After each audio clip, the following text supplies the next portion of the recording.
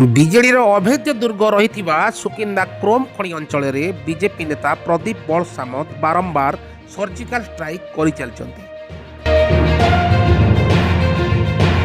Kaliapani, IMFA, Kamarda, ସାରୁଆ bill ପରେ ଏବେ 135 ଜଣ ବେଦାନ୍ତ ଖଣିର ଶ୍ରମିକମାନେ ବିଜେପି ଶିବିରରେ ସାମିଲ ହୋଇଛନ୍ତି।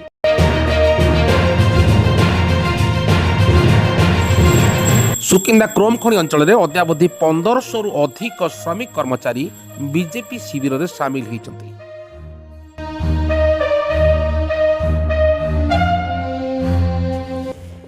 ମୋଟାମୋଟି ଭାବେ କହିବାକୁ ଗଲେ ସୁକିନ୍ଦାର ଅଭେଦ୍ୟ ଗଡ଼କୁ ଏବେ ବିଜେପି ନିଜ କରାୟତ୍ତକୁ ନେଇଛି।